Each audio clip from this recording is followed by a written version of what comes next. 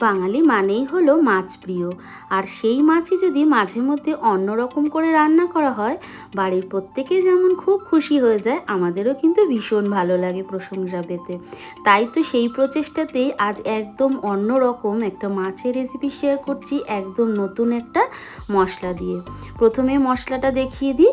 মশলার জন্য নিয়ে নিয়েছি 1 চামচ মুগ ডাল, তার সাথে দিয়ে দেব ছোটো চামচের 1 চামচ জিরে, দিয়ে দেব 1 চামচ ধনে, আর হাফ চামচের থেকেও কম দিয়ে দেব রাঁধুনি, একদম অল্প একটু।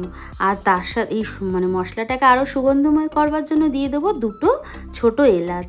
এই মশলাটাকে শুকনো একটু ভেজে নিতে হবে, তার জন্য কড়াই বসিয়ে দিয়ে মশলাটাকে দিয়ে দেব, দিয়ে 2-3 মিনিট একটু নাড়াচাড়া করে লো আঁচে ভেজে নেব, যেন মশলাটা একটু পুড়ে না যায়, সেদিকে কিন্তু আমাদের অবশ্যই খেয়াল রাখতে হবে।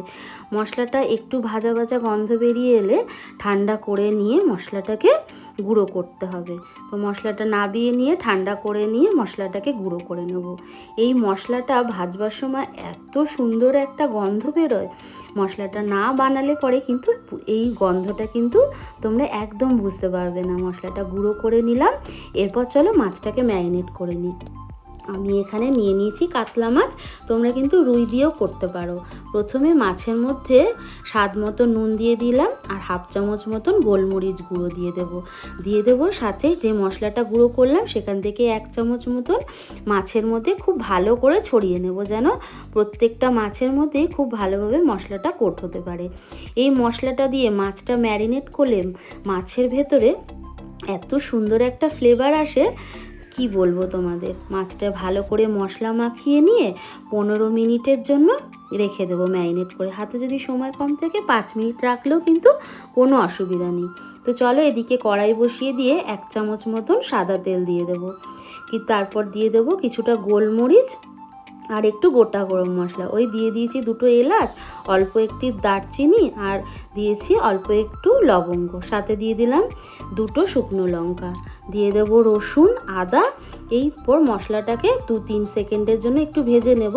তারপর বড় করে কেটে রাখা পেঁয়াজ, সাথে দিয়ে দেব একটু কাজু বাদাম, ওই 4-5টা মতো, দিয়ে দেবো কাঁচা লঙ্কা, পরিমাণ মতন ঝাল যতটা খেতে পছন্দ করো।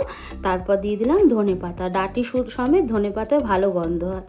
এরপর এটাকে ভেজে নেব, দিয়ে দিলাম একটু নুন, যাতে পেঁয়াজটা খুব সুন্দরভাবে ভাজা হতে পারে। পেঁয়াজটা ভালো মতো ভাজা হয়ে গেলে অল্প একটু জল দিয়ে দেবো, যাতে পেঁয়াজটা একটু সেদ্ধ হতে পারে। পেঁয়াজ, তারপর রসুন আদা কাজু সমস্ত কিছু ভালো মতো সেদ্ধ করবার জন্য ঢাকনা দিয়ে দিলাম। ঢাকনাটা খুলে নেব, যখন ভালো মতো জলটা শুকিয়ে যাবে তখন এই মশলাটাকে ঠান্ডা করে নিয়ে পেস্ট করে নেব। তবে এই মশলাটা পেস্ট করব জল দিয়ে না, করব টক দই দিয়ে। এখানে হাফ কাপ মতন টক দই আছে, সেই টক দইটা আমি এখানে দিয়ে দেবো, দিয়ে খুব মিহি একটা পেস্ট রেডি করে নেব। এদিকে এবার মাছটা ভাজতে হবে, তার জন্য ভালো করে কড়াটা গরম করে নিয়ে সাদা তেল দিয়ে দিলাম। তোমরা যে তেল রান্নায় ব্যবহার করো সেটাই দিয়ে নিও। এবার ওপর থেকে একটু নুন ছড়িয়ে দিলাম, মাছটা ভাজবো যাতে কড়ার গায়ে আটকে না যায়। এরপর একে একে মাছগুলো ছেড়ে দিয়ে ভেজে নেব। মাছটা কিন্তু একটু হালকা করেই ভাজতে হবে রান্নাটা করবার জন্য। তবে প্রথম ব্যাচে যখন মাছটা ভেজেছি না, তখন একটু কড়া হয়ে গেছিলো ভাজাটা, তবে এতটা কড়া করে ভাজবার দরকার নেই। নেক্সট ব্যাচের মাছগুলো কিন্তু আমি একটু হালকা করেই ভেজে নিয়েছি। এই হালকা করে মাছটা ভাজলে স্বাদটা মাছটার খুব ভালো পাওয়া যায়। আর এই যে মশলা মাখিয়ে মাছটা ভাজছি, দারুণ একটা কিন্তু এই সময় সুগন্ধ বেরোবে।